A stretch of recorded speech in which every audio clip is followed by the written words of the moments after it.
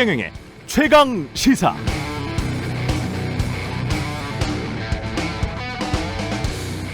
우리는 얼마나 풍요로운가, 이걸 정확히 따지려면 결국은 그 나라 물가, 소득 수준 감안해서 그 나라 사람들은 자신의 나라에서 얼마나 벌고 얼마나 쓸 수 있는지를 측정해 봐야 하는데요. 이걸 측정하는 기준을 PPP, 구매력 평가 기준 1인당 국민소득이라고 하죠. 여기에서 한국이 이미 일본을 2018년부터 앞질렀다는 뉴스는 자주 들어보셨을 겁니다. 이 기준으로 보면 한국의 구매력 기준은 1인당 소득이 지금 45,000달러 정도 되고요. 일본은 41,000달러 정도 됩니다. 그러나 흥미로운 건 2021년 세계 행복 보고서에 따르면 행복 순위가 일본은 56위, 한국은 62위입니다. 소득 수준에 비해서는 두 나라 모두 정말 낮게 나타났죠. 숫자로 일본이 이겨봐야 별 소용없다는 생각이 듭니다. 불평등한 현실과 치열한 경쟁 사회로부터 좀 벗어나고픈 마음, 한가위라도 우리 마음이 좀 풍성했으면 좋겠습니다. 풍요가 모두에게 축복이 되는 세상을 기원합니다.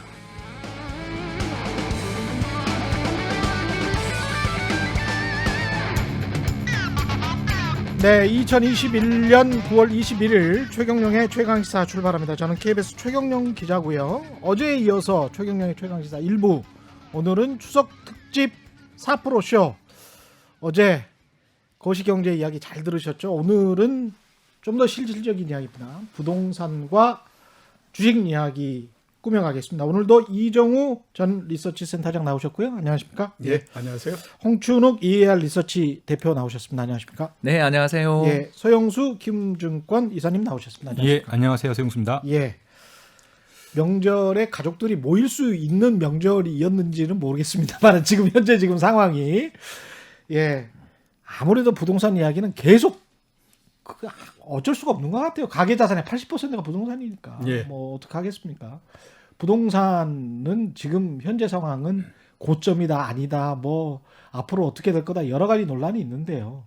일단 현재 가격들은 어떻게 보시는지. 예. 예. 제가 먼저 얘기할까요? 예. 예. 먼저 하십시오. 예. 좀 더 조금 아무튼 공격적으로 얘기를 하면, 예. 제가 생각할 때는 시간상의 문제일 뿐이지, 이제 시간이 좀 지나면 부동산 가격의 일정 부분의 하락은 불가피한 상태에 도달했다라는 생각이 들고요. 예. 그다음에 일정 부분 하락이라고 하면 어느 정도일까라고 한번 우리가 따져보면, 제 생각으로는 실거래 가격 기준으로 했을 때 30%, 많으면 40% 정도까지 하락, 이 부분도 가능한 상황이 아닌가라는 생각이 저는 좀 듭니다. 실거래가 기준으로 30에서 40%면 예, 그렇죠.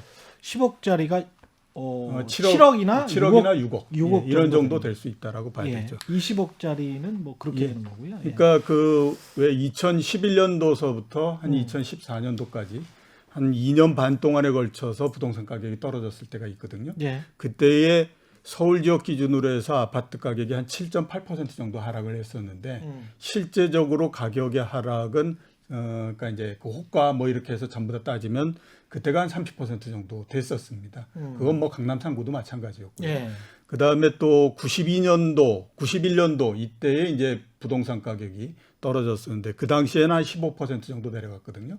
그때에 대치동에 있는 음마아파트 31평 정도가 2억 5천만 원 정도 했던 게 1억 한 3천만 원 정도까지 내려갔어요.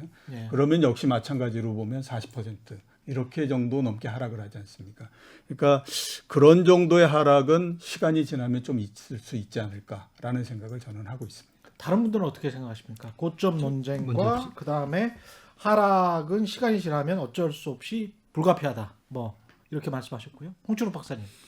이렇게 이종우 센터장님이 처음부터 치고 나오셔가지고 제가 이렇게 상상하고 있었어요. 예. 왜냐하면 이제 그런 일이 벌어질 때 어떻게 될까. 예. 예, 그 자연스럽게 떠오르잖아요. 또 그렇죠. 저희들은. 예. 예.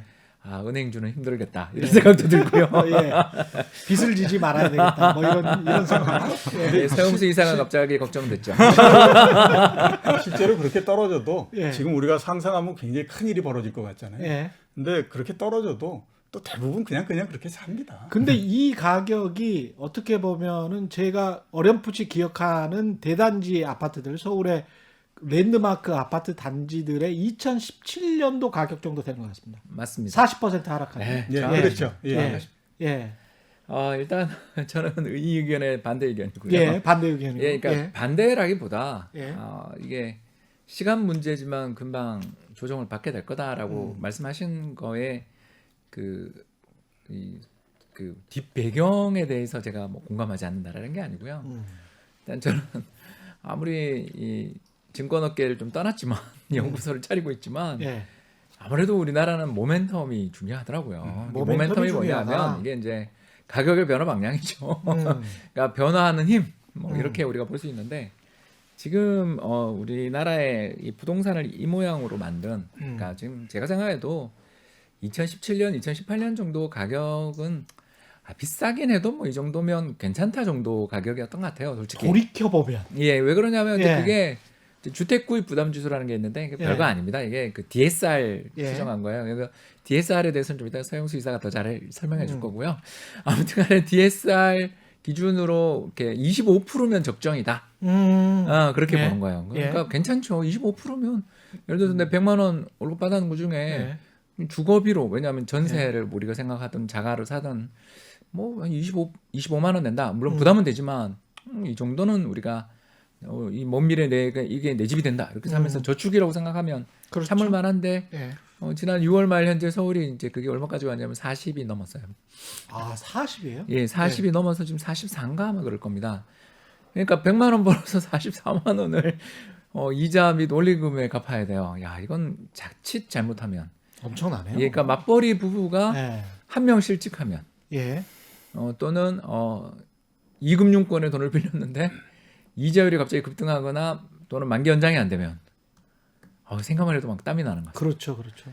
그러면 질문이 나오죠. 음. 우리 한국 사람들은 가격이 이 모양인데 이걸 왜 사고 있나?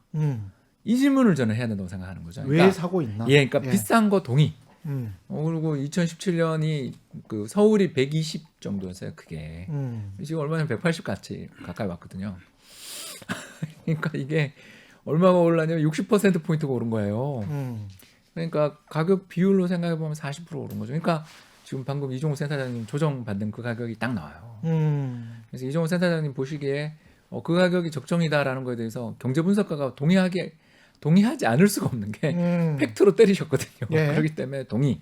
자, 근데 조정이 곧 올 거냐 이렇게 물으면 저는 아니요, 좀 시간이 걸릴 것 같습니다. 모멘텀이 중요하다. 예, 모멘텀 살아요. 아직은 트리거가 없다. 그렇게 그런 말씀하시죠. 것뿐만 아니라 예. 더 강해지고 있다. 오히려 강해지고 예, 있다. 더 강해지고 있다. 이게 이제 예. 저의 의견이고요. 예. 이게 뭐 때문에 당신은 그렇게 봅니까? 이렇게 예. 하면 이 작년 7월에 힌트가 있어요. 작년 7월부터 서울의 전세 가격이 폭등하기 시작했습니다. 전세 가격으로 예, 보자. 전세 가격이 폭등하기 시작했는데 이게 전월 대비 상승률이니까 연간 하면 12 이상 곱하면 됩니다. 평균이니까. 예. 네, 그냥 계산상 예. 이거 10배다 이렇게 생각하고 들어주세요. 그렇죠? 예. 작년 8월, 7월부터 갑자기 안정돼 있던 0.0 정도였습니다. 전월 대비. 예. 상반기 0.0이었던 게 7월부터 오르기 시작했는데 그때 플러스 1 예. 곱하기 10 하면 10% 오르고. 10%네. 예, 그러다가 작년 11월 플러스 2.77. 와. 그러면 거의 예. 30%인데요? 예, 그리고 올해 들어서서 연초에 이제 이 비수기가 오잖아요. 왜 예. 맨날 저희가 항상 하는 이야기가 예. 다음 학기를 생각해 자녀 그렇죠. 예. 입학 전학을 시켜야 되니까 예. 11월, 12월이 원래 좀 성수기 그리고 또 5, 6월 이럴 때가 또 성수기 이런데 지금 이 비성수기 8월에 1.1. 그러니까 제 말은 예. 뭔 말이냐 하면 작년 임대차 3법 이후에 전세 시장에 불이 붙어버렸고 이 전세 시장에 붙은 불이 꺼지기는커녕 비수기인 지금도 급등하고 있다. 그런데 우리가 이제 질문을 드리는 게 전세가 뭐냐 이러면 무이자로 집주인한테 돈 빌려주는 거잖아요. 그렇습니다. 예, 그런데 그게 이게 지금 제가 아까 작년부터 올해까지 잠깐 숫자에 불과한 거고 여기에는 얼마 전 정부가 발표한 것처럼 재계약하셨습니다라고 하는 게 70%라며요. 예, 예. 무슨 말인지 알죠? 100채 예, 예. 중에 70채는 계약갱신 청구를 했다면서요. 그렇죠. 그러면 30가구의 상승률로 이런 게 나온 거죠. 그렇지 않습니까? 예, 그렇죠.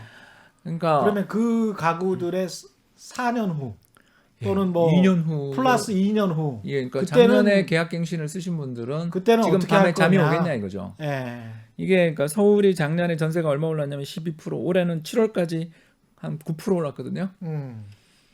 자, 이게 표본 문제가 있잖아요. 그렇죠. 그렇기 때문에 이제 우리가 여론조사도 아니고 갑자기 표본이 예. 나와서 죄송하고요. 그러면 대략 봐도 한 30% 이상 오른 것 같아요. 작년 8월 대비, 7월 대비. 이제 이렇게 올라 있는 상황에서 작년에 계약갱신을 쓰신 분은 이제 내년에 그리고 그걸 보면 밤에 잠이 오겠냐 이거죠. 제가 질문하는 게 예. 같은 뭐 3억 정도 예를 들어서 계약갱신을 했는데 같은 단지에 있는 아파트에 새로 계약된 게 5억, 6억이다. 예를 들어. 이러면 이분 입장에서 최고의 선택은 뭔가? 뭘까요? 그 2년 뒤에 매덕 더 올려주고 아직 아기가 초등학교 졸업을 하고 중학교 졸업을 안 했으니까 이 동네 계속 살면서 2억을 더 올려준다. 이게 첫 번째 대안일 거고 두 번째는 이렇게 우리가 계속 남에게 돈을 무이자로 빌려줄 바에야 차라리 돈 좀 빌려서 이거 전세 가격에 올려줄 앞으로 2년 뒤에 또는 뭐 4년 뒤에 올려줄 전세값을 붙여서 갭 투자하자. 경기도 나가서. 예. 이런 질문을 하게 되는 분들이 나온 거죠. 그래서 수도권이 또 덩달아서 그러니까 올랐다. 지금은 재밌는 네. 게 뭐냐면 서울 아파트 가격이 올해 얼마 올랐냐면 11.6%. 이게 또 참 너무너무 놀라운 예. 숫자. 그러니까 연간 20%가 눈앞에 왔어요. 예. 근데 전세가 얼마 올랐냐 뭐 이런 걸 우리가 살펴보면 전세가 그 올해 지금 8.7 올랐고요. 그리고 전국이 더 무서운데 14% 올랐습니다. 자, 이게 그러니까 서울이 주도하는 게 아니에요 지금 집값의 상승을. 그러니까 서울에서 밀려난 왜냐하면 서울의 등록 인구 좀 계속 줄잖아요. 예. 서울에서 밀려난 사람들이 이제 그 경부선을 타고 먼저 내려가서 수원 집값을 작년에 올렸고 그렇죠. 올해는 한 10년 뒤에 개통될 것 같은 GTX를 타고 움직이는 거죠. 오산까지 내려가더라고요. 예, 지금 예. 최근에 가장 많이 오른 건 평택 쪽이랑 그러니까요. 서산이 가장 급등하고 평택 있습니다. 오산까지 내려가는 거 예. 보고 깜짝 놀랐는데. 네, 그 저도 이종호 센터님 말씀에 동의. 시장이 좀 이상하고 약간 버블리스크가 있다. 동의. 근데 올해 꺼질 거냐? 저한테 어떤 분이. 예. 그럼 내년 상반기에 꺼질 거냐? 우리는 그러니까 2년 뒤, 3년 뒤는 알 수 없으니까 예. 지금부터 한 기껏 맥시멈 저희가 예측할 수 있는 시간이 6개월, 1년이잖아요. 그렇죠. 그것도 뭐 불가능하지만 예. 근데 그 사이에 꺼질 거냐라고 이제 제가 질문을 제가 개인적으로 내가 전세를 살고 있는데 어떻게 될 것 같아요라고 물으면 자신이 없는 거죠. 실제 사용 가치인 전세가가 오르고 있는 상황에서 매매가가 쉽게 꺼질 것 같지는 않다. 이런 말씀이신데 서영수 이사님은 어떻게 생각하세요? 두 분 다 워낙 전문가이시고 예. 두 분의 의견에서 다 전적으로 동의하고요. 예. 예, 제가 그걸 조합을 한번 해보겠습니다. 조합을. 예. 네. 예. 우선 집값이 30% 빠진다는 가정을 했을 때 어떤 일이 일어날까 생각해야 됩니다. 예. 예, 30% 빠질 때. 30% 빠질 때. 예, 예. 이게 아마 그렇게 되면 서울의 집값, 수도권의 집값 30% 빠지게 되면 부울경과 같은 지방의 집값은 50% 이상 빠지게 되고요. 그렇겠죠. 그렇겠죠. 30% 바로 이상 그때니까, 빠지면요 거래량이 80% 이상 줄고요. 예. 그러면 경매 시장의 경매 낙찰 가격은 최소 50% 이상 빠지게 됩니다. 더 중요한 건 뭐냐면 지금 아까 제가 얘기 드린 게 사실 금리가 인상되면 어디가 아프다. 우리는 취약계층 얘기하지만 가장 아픈 구역은 어디냐. 예, 땅 투자하시고 그다음에 상가 투자하신. 그렇죠. 예, 거기는 사실은 진짜 안 팔리잖아요. 예, 사실은 그쪽은 굉장히 높은 레버리지거든요. 평균 80% 이상의 레버리지를 가장 유동성이 낮은 땅과 그리고 상가 이런 데 투자했어요. 근데 집값이 30% 빠지면요.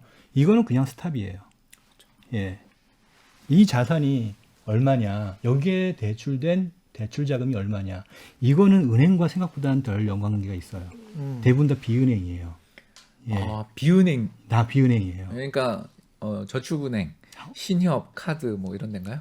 상호금 어쨌든 뭐 아니 정확하게 이야기해 주세요. 어쨌든 그렇습니다. 그래서 이게 30%의 집값 저는 10%도 감당하기 어려운 경제 구조라고 저는 보는데 예, 우리나라의 경제 구조가 예. 근데 이제 다시 이제 이거를 또 우리 홍춘우 박사님과 연결해 보겠어요. 예. 뭐냐면은 저는 전적으로 동의합니다. 지금의 추세를 우리가 생각한다라면 저는 실거래가를 중요하게 여기는데 실거래 가격 기준으로 인해서 계산해 보면은요 지난해가 전국 기준으로 20% 올랐고 올해가 한 25% 올랐어요. 상반기 기준으로 하면 YOY고요. 예. 정말 엄청나죠. 예. 그러면 이 속도가 제가 보기에 둔화될 것 같지도 않아요. 2년간 계속 이렇게 오를 것 같아요. 그러면 23년까지요? 예. 그러면 이걸 접목해 보자고요. 그러면 2022년, 2023년까지 그때까지 이렇게 오른 상태에서 얼마나 떨어져야 되냐 이거예요. 떨어질 때. 이게 문제예요.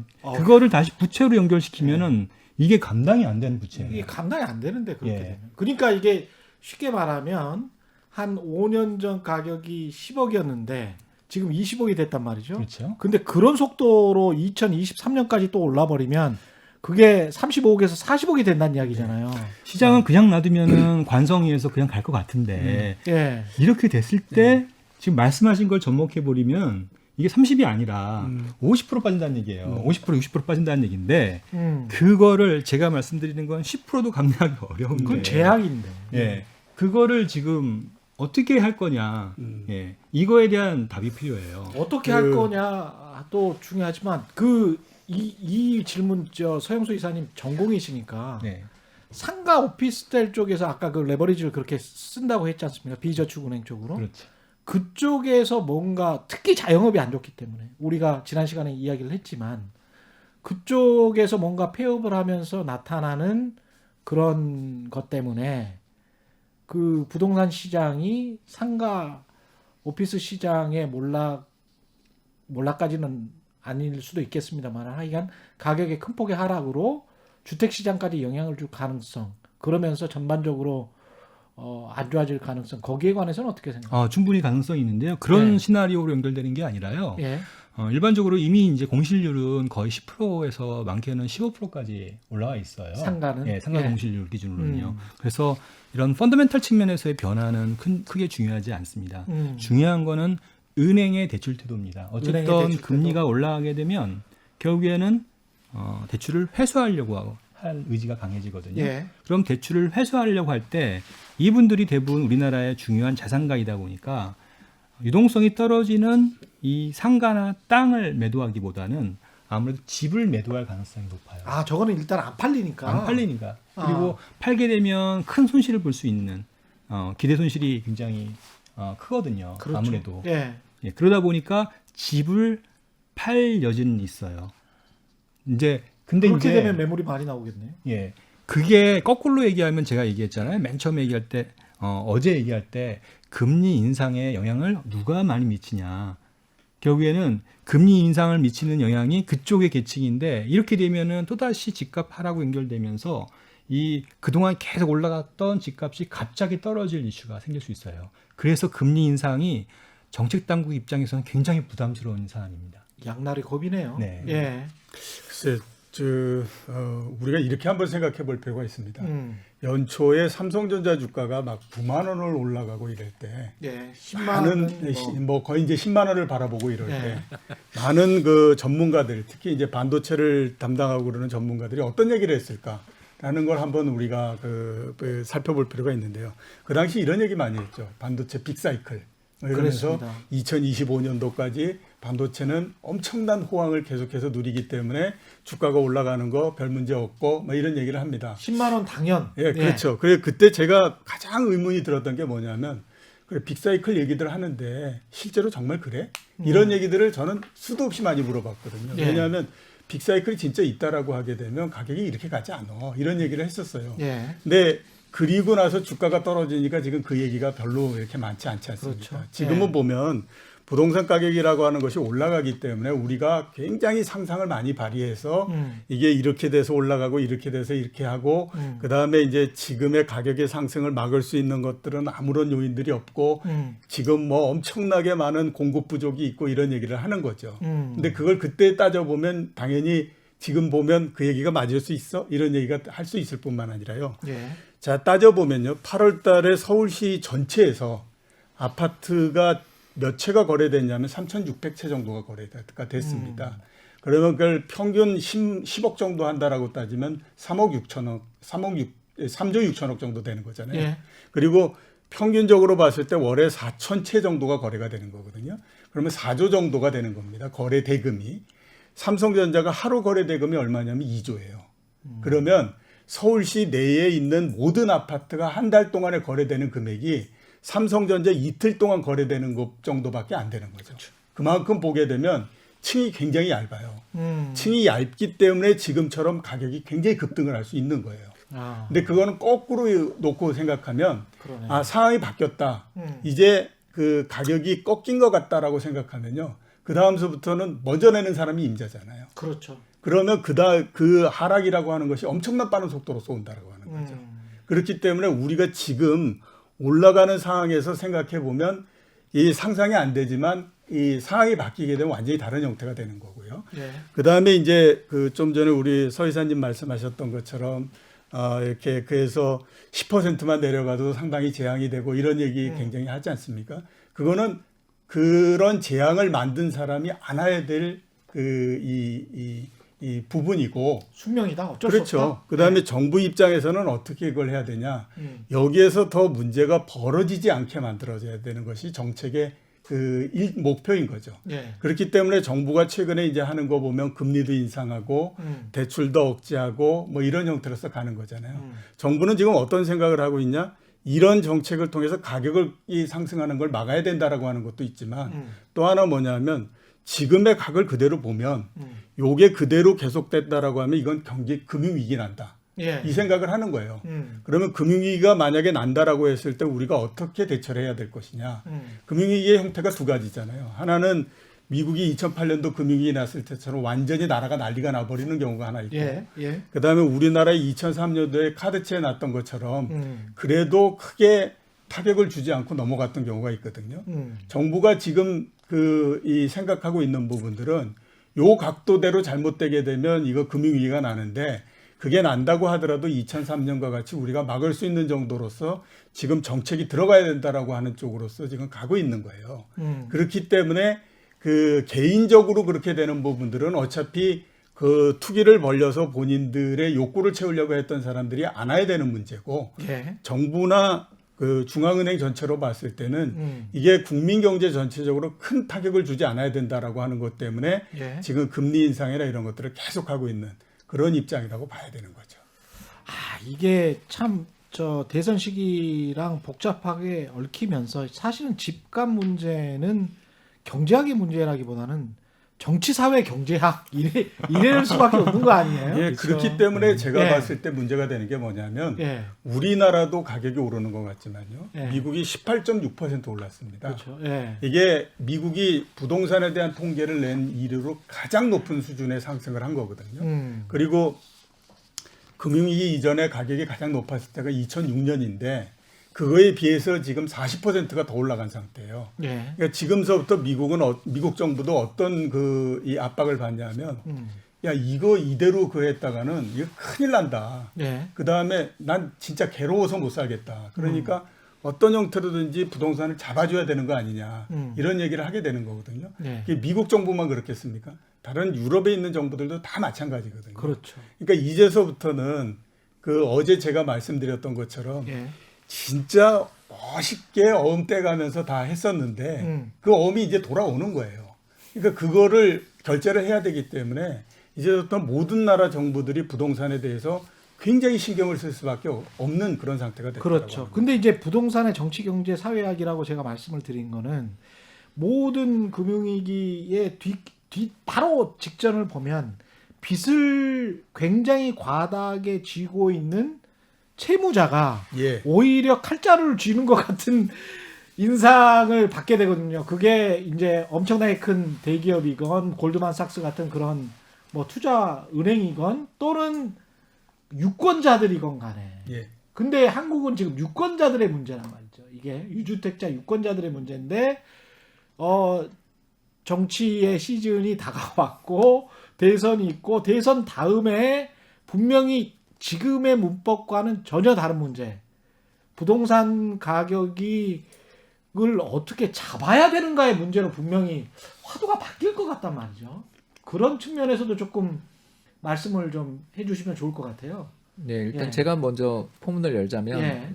아까도 잠깐 이야기했지만 이 작년부터 올해 사이에 갑자기 실거래가 기준으로 서영수 이사 이야기한 것처럼 한 20% 이렇게 오른 것 같아요. 그리고 이제 제가 아까 인용했던 통계는 KB 부동산 통계는 이건 호가 통계니까 상대적으로 이제 좀 그 안정적으로 움직이는 통계를 갖고 이야기했는데도 이 정도였던 거거든요. 예.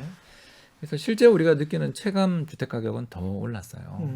그러면 이 문제를 해결할 수 있는 방법은 뭐가 있냐 하면 일단 저는 금리 인상의 효과가 나타나려면 시간이 걸려요. 이게 네. 항상 문제가 이거죠. 왜 그러냐면 지금은 아까 제가 잠깐 설명했지만 월간 기준 상승률이 1%가 넘는 시장인데 이 시장에서 금리 인상한다 그러면 어떤 생각을 더 하냐면요. 금리 더 오르기 전에 집을 사야 된다. 아 오히려 또 그러니까 시장 심리가 후행해요. 이게 특징입니다. 이 금리 정책과 부동산 시장의 어떤 그 선후 관계를 보면 대략 한 1년 정도 걸립니다. 그러니까 이제 실제로 2010년에 김중수 총재 시절에 우리나라 금리가 125bp 인상됐거든요. 이게 예. 뭐냐면 1.25% 그렇죠. 인상됐어요. 근데 예. 실제로 집값이 빠지기 시작한 건 아까 이종우 센터님 말씀하신 11, 12, 13이 진짜 많이 빠졌어요. 그러니까 부동산 시장이라는 거의 특성이 이런 거죠. 그러니까 매체 안 되는 게 가격을 과대 대표하는 것도 있지만 유동성이 없다라는 것 때문에 이런 일이 벌어지는 것 같아요. 그러니까 매매가 잘 안 되고 예. 그래서 가격이 급등락할 수 있는 거죠. 매매가 잘 안 되니까. 자 이제 이 문제에서 저는 금리를 인상하는 거에 대해서는 어제 이야기한 것처럼 저는 좀 반대 입장인 거고요. 왜냐하면 효과도 크게 없을 뿐만 아니라 한국은행이 이 문제를 책임지고 해결을 하겠다고 나서 본들 효과도 없을 뿐만 아니라 또 그 전에 금리 인하했었던 걸 돌려놓는 정도에 불과하다라는 것도 네. 생각을 해야 되는 거고요. 저는 전세에 대해서 정부가 이제 마음을 바꿔 먹어야 된다라는 쪽에 의견을 갖고 있습니다. 그게 뭐냐? 간단하게 좀 이따가 서영수 이사가 더 부연 설명해 줄 거라고 저는 믿고요. 예. 왜냐하면 서영수 이사랑 여러 번 부딪힌 문제입니다. 이게 간단하게 말씀드려서 저는 우리나라의 현재 부동산 시장에 이 문제를 일으켰던 가장 중요한 요인 중에 하나가 정부가 주택 정책과 복지 정책을 혼동한 데 있다고 생각해요. 그러니까 쉽게 얘기해서 주택 문제를 해결하는 건 집을 많이 지어주면 되는 거고요. 사람들의 주거 안정을 많이 해결해주고 싶다라면 임대주택을 지어주면 될 문제인데 둘 다 시간도 걸리고 돈이 들잖아요. 그렇죠. 그러니까 그걸 해결하기 위해서 아주 편하게 해결하기 위해서 뭘 했냐면 전세 대출에 대해서 담보 보증을 해주기 시작했죠, 정부가. 예.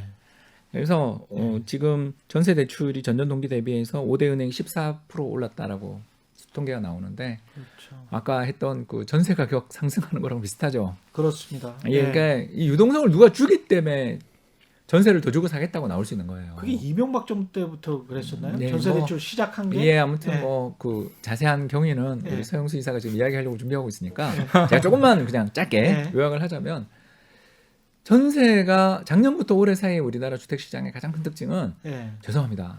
상대적으로 돈이 없는 분들이 집을 사기 시작한 거예요. 그러니까 올해 주택 보유율 통계가 엄청 올라갈 것 같아요. 저는. 왜 그걸 어디서 알 수 있냐면 예. 부동산원의 연령대별 주택 구입 상향을 살펴보면 예. 30대 비중이 엄청나게 올라갔어요.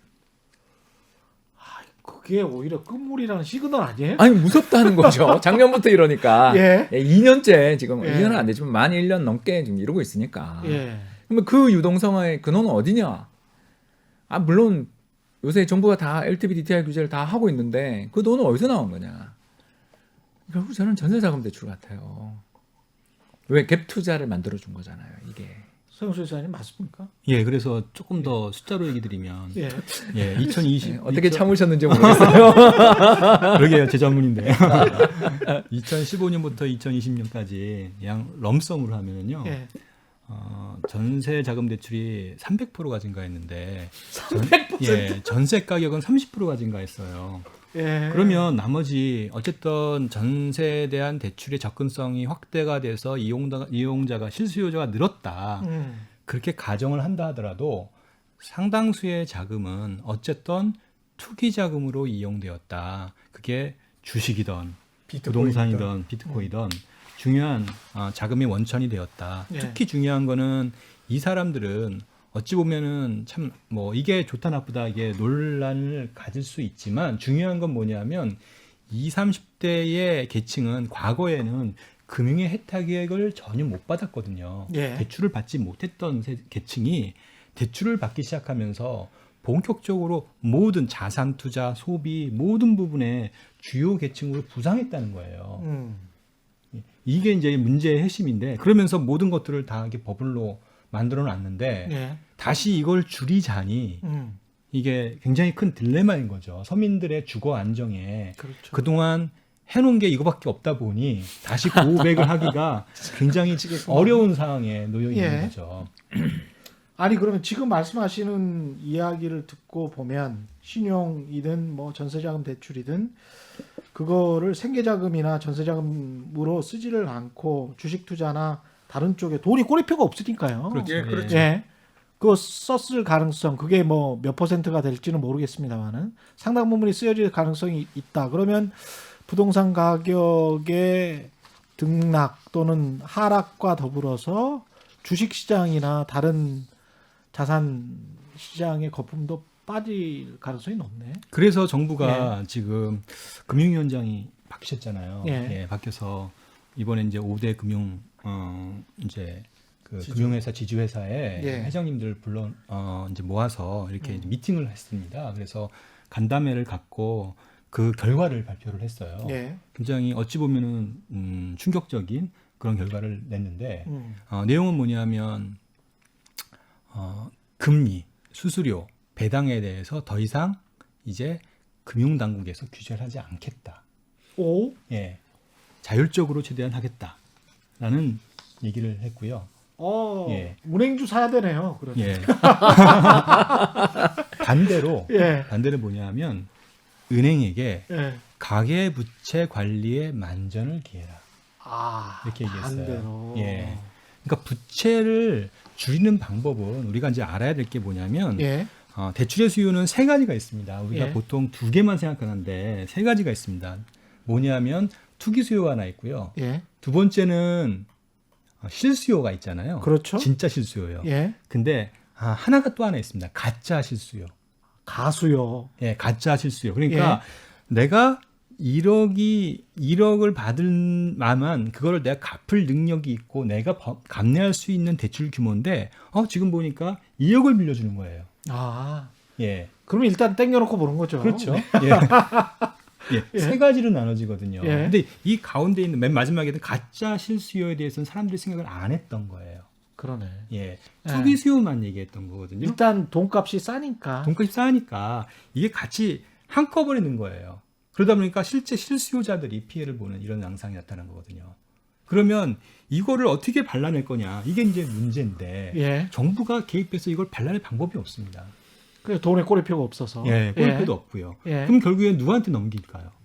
은행한테 하라고 그러는 거예요. 예. 근데 은행한테는 아주 그 정교한 방식으로 이거는 너희들이 알아서 하고 이거는 좀 관리해라라는. 그게 뭐냐면 예. 선진국의 경우에는 주택담보대출 받을 때 한 달, 두 달 이렇게 걸리거든요. 그렇죠. 그게 왜 이렇게 길게 했냐면 그런 거 잡아내려고 하는 거거든요. 진짜 실수요자들만 불편함을 감수하고 대출을 받을 수 있도록 하는 그렇죠. 이런 시스템. 이게 이제 금융소비자보호법과 연결되어 있어요. 그 에스크로 시스템 같은 게 그렇죠. 있는 거죠. 예, 예. 근데 우리는 그게 아예 없으니까 뭐 당일도 대출 받고 심지어 신용대출은 예.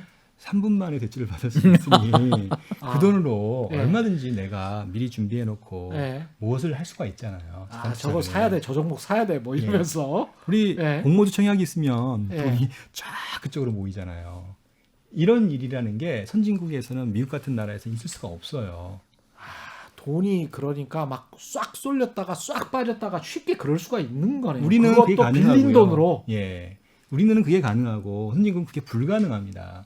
아예 자산 투자에 대해서 만약에 투자를 했다가 손실이 봐서 대출을 상환하지 못하면 그 책임을 은행에 부여함으로써 은행이 사전적으로 그걸 걸러낼 수 있도록 하는 시스템이 있거든요, 미국에는. 근데 지금 당장에 그렇게 들으면 굉장히 위험한데 연체율은 지금 우리가 지난 시간에 이야기한 것처럼 0.52%요? 예. 뭐 이 정도밖에 사상 최저란 말이죠. 그럼 이게 갑자기 어떤 순간에 급등할 위험도 있는 겁니까? 그렇죠. 예를 들면 이런 겁니다. 정확히 얘기하면 0.2% 정도 됩니다. 예. 이거는 더 미국의 2%의 10분의 1입니다. 미국은 2% 정도. 미국은 2%고 연체율이. 예. 아, 근데 미국이 우리나라의 가계보다 상환 능력이 더 나쁘다고 할 수 없거든요. 미국 사람들이 1인당 국민 소득이 우리보다 훨씬 높으니까요. 그렇죠. 일단은 부채도 훨씬 적고요. 예. 그럼에도 불구하고 이렇게 연체가 높은 이유는 그러고 생각해 보니까 가계 부채율도 훨씬 더 적네. 그럼요. 훨씬 예. 반밖에 안 되니까. 예. 그거는 원리금 분할 상환 이슈. 그러네. 예, 절대 금리가 우리가 훨씬 더 싸다는 이슈. 그 다음에 대출을 마음껏 대출을 할 수 있어. 그래서 그 돈으로 이자를 메울 수 있어요. 그러니까 한국의 대출의 시스템에서는 특히 중산층 이상의 직장을 다니는 사람의 입장에서 본다라면 연체가 발생하는 경우가 굉장히 낮고요. 반대로 우리나라의 금융 시스템에서는 연체를 하는 순간 완전히 그 사회적 계층에서 이 신용의 계층에서 완전히 빠져버려요. 맞습니다. 예. 더 이상 그러면은 연체를 하면 안 되는 구조예요. 아, 절대 하면 안 되는 게 한국의 금융 시스템이거든요. 그러다 보니 이거를 적절히 이용하면서 연체를 가급적 안 만들죠. 그렇구나. 야, 이게 쌓아놓다가 나중에 예. 크게 터질 수 있네. 예, 이번에 한국은행에서 예. 나온 그 금융안정 보고서에 보면 예. 이런 빈티지 효과라고 부르거든요. 빈티지가 빈티지. 보통 와인 예. 몇 년 산이냐 이거잖아요. 예. 그래서 돈을 대출 받으면 바로 연체하는 사람이 누구야? 잘 없잖아요. 그렇죠. 그래서 우리나라의 자영업자들의 연체율 이런 걸 살펴보면 1년 동안에는 거의 0.5%. 그러니까 굉장히 취약한 계층, 상대적으로 취약한 계층이실 텐데도 그럼에도 0.5% 뭐 이 정도밖에 안 내요. 그러다가 3년 차로 넘어가면 2%까지 올라가는. 그러니까 예. 미국이랑 비슷한 거죠. 예. 그러니까 이게 사람들이 거기 사는 방식과 한국 사람들 사는 방식이 다른 건 아닐 텐데 연체율 통계나 이런 게 잘 되는 이유는 결국 우리가 여러 가지 뭐 핀테크의 어떤 혁신도 있었을 거고요. 예. 또는 기업 대출이 좀 많이 줄었잖아요. 예. 그러면서 이 돈들을 쓸 데가 없는, 운용할 데가 없는 은행들이 또 가계대출로 간 것도 있었고. 그러네요. 아무튼 기업들이 뭐 투자를 안 하니까. 예. 이제 투자를 안 하는 건 아닌데 예, 예. 옛날보다 덜하는. 그렇더라는 거죠. 예, 그렇게 봐야죠. 왜냐하면 예. 이제 전 세계 국가들 중에서 보면 한국만큼 더 투자율이 높은 나라가 잘 없으니까. 예. 그러니까 이게 우리나라 경제가 뭐라고 할까요? 이제 좀 이지머니라고 저희가 부르는 예. 돈을 빌리기 쉬운 통로가 어떻게 보면 이제 두 가지가 있었던 거죠. 하나는 제가 아까 잠깐 우리나라 지금 현재 부동산 시장의 지난 2년의 최대 문제는 전세자금 대출인 것 같습니다라고 이야기했던 전세자금 대출이 너무 쉬워졌잖아요. 예. 그리고 그 대신 정부가 갚아주는 돈들이 엄청나게 늘어난 거 아시죠? 그렇죠. 예. 그러니까 이게 방금 서영수 이사가 잘 이야기한 것처럼 절차가 까다로우면 대출에 시간이 걸리고 서류가 많으면 많을수록 좀 상대적으로 이지머니가 되기 쉽지 않은데 그렇죠. 우리는 전세자금 대출 이런 건 굉장히 쉽잖아요. 예. 그리고 그 리스크도 예를 들어서 집주인이 사고를 친 리스크를 정부가 그냥 떠안는 거잖아요. 그렇지. 이 구조면 새 정부가 어떤 그 당의 정부가 될지는 모르겠습니다만은 대출 규제를 할지 이런 그 어떤 기조는 계속 갈 수밖에 없네요. 예, 그렇죠. 그죠? 예. 제가 생각하기에는 예. 대출 규제는 계속 되고요. 방법이 강도를 없네. 얼마만큼 강하게 더 속도를 높일 거냐의 문제지. 강도, 속도 정도. 그래서 네. 제가 집값을 예측을 할 때 저는 예측이라기보다는 가능성 측면에서 좀 이런 생각을 하거든요. 이렇게 계속 오르는 이 구조를 새 정부가 과연 방치할 수 있을까? 이대로 놔두면 임기 말에는 결국에는 모든 게 다 터져서 그야말로 감내할 수 없는 수준일 텐데. 그러니까요. 예, 그래서 새 정부의 그 정책 방향은 전혀 다른 정책이 될 수밖에 없을 것 같다. 집값을 오히려 이게 자산 가격에 대한 굉장한 두려움이 있을 것 같다라는 그렇죠. 생각이 예. 듭니다. 예. 제가 그래서 지금 무주택자분들 무리해서 갭 투자하시는 분 많은데 예. 좀만 참아보자 이렇게 말씀을 좀 드리는 게 그런 좀만 참아보자. 예. 1, 2년만 참아보자. 예. 예. 1년 정도만 참아보자. 홍춘 박사님 1, 2년만 참아보자는 그 생각에 관해서는 어떻게 생각하십니까? 예, 전 서영수 이사랑 그 부분은 공감하고요. 예, 이제 다만 1, 2년만 참아보자는. 예, 그래서 얼마 전에 그 제가 지인 정말 친하니까 이런 걸 질문하잖아요. 예. 이 어려운 시국에 결혼을 하신 아유, 용감하시네. 예. 부부가 있는 거예요. 지인의 이제 딸이죠. 예. 그래서 이제 고민을 엄청 하는 거죠. 왜냐하면 이때 이제 증여를 보통 좀 하시잖아요. 여력이 있으시니까 증여도 하고 또 두 그 부부가 맞벌이에요. 자, 집을 어떻게 할 것인가가 바로 떠오르잖아요. 예. 그때 제가 이제 그분이 너무너무 진지하게 물으시길래 집을 안 사면 1, 2년 사이에 지옥 같은 고통을 맛볼 것 같고 왜 그러냐면 내가 저걸 샀으면 저게 내 돈인데 그러니까 사람의 마음속에 사람의 심리라는 사람의 거네. 심리에 예. 가장 큰 게 뭐냐면 나는 저거를 살려고 가서 계약 직전에 갔는데 뺏겼어. 기분이 나빠서 안 샀어요. 그럴 수 예. 있죠. 아니, 누가 옆에 나타나서 3천만 원 더 드릴게요. 그러면 예. 뺏기는 거잖아요. 예를 들어서 이런 예. 가정입니다. 예. 제가 겪었다는 건 아니고요. 근데 그게 오르는 순간 그 동네 근처도 안 가거든요. 너무 괴롭고 고통스럽기 때문에. 그렇습니다. 예. 예, 그래서 반대로 샀다가 죄송합니다 표현이 물리면 같이 물리거든요. 예. 이해되시죠? 그리고 예. 1, 2년 올랐다 물리는데 그 가격의 조정이 예. 내가 샀던 가격보다 내려갈지 올라갈지는 지금 현재 시국에서는 알 수 없다. 그렇죠. 이게 이제 올해 봄에 있었던 일인데요. 그렇죠. 예, 그 이야기를 하니까 그분이 딱 결정을 내리더라고요. 사고 후회를 하겠다. 사고 후회를 하겠다. 그러니까 여력이 있으시니까 제가 그런 추천을 한 거긴 하죠. 예. 두 분 다 맞벌이시고 일단 그리고 두 분 다 결혼하면서 모아둔 돈도 있는데도 증여도 좀 세금 내고 증여도 받고 하면 예. 서울의 평균 정도 중간값 정도 되는 아파트를 그때는 지금은 이제 그 가격에 못 사겠지만 살 수 있는 여건이 되니까 두 분한테 그렇게 제가 편하게 얘기를 했어요. 진짜 부부 예. 앞에서 예. 새내기 부부 앞에서 사고서 급등 후 후회할 것이냐 아니면 안 사고 다른 집이 전부 다 오르는 걸 참으면서 2년 뒤 3년 뒤에 좋은 기회가 올 것이다. 이렇게 물었을 때 그 예. 답에 대응해서 그분들은 사더라고요. 2년 뒤, 3년 뒤에 40% 빠지면 만약에 오늘의 집대로 그러면 그분들은 이제 빚이 없다면 아무 상관이 없고요. 사실은 뭐 어차피 1가구 1주택이면 뭐 상관없는 건데 빚이 많다면 그러면 이제 그것 때문에 정말 힘든 거잖아요. 제가 많이 얘기하는 게 예. 제가 가격만 거의 한 35년 넘게 봤거든요. 예. 가격만 35년. 그래서 가격에 달인. 가격에서 그래서 예. 제가 얘기하는 게 투자를 해서 부자가 되는 사람을 그렇게 많이 보지는 못했는데 빌려서 투자했다가 실패하면 인생 진짜 피곤해진다. 예. 그 얘기 하거든요. 그냥 우리 따져보면 그렇지 않습니까? 만약에 지금 뭐 집을 사겠다라고 해서 1억을 내가 빚을 냈다.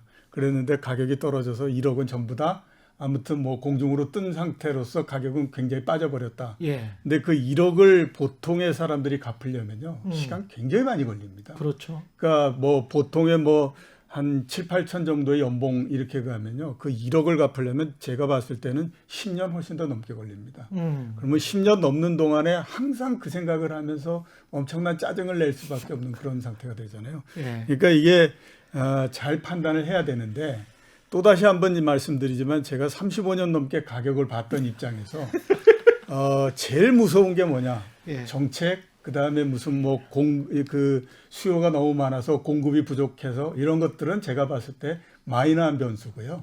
가장 큰 변수는 뭐냐? 가격 자체가 제일 가격이죠. 예.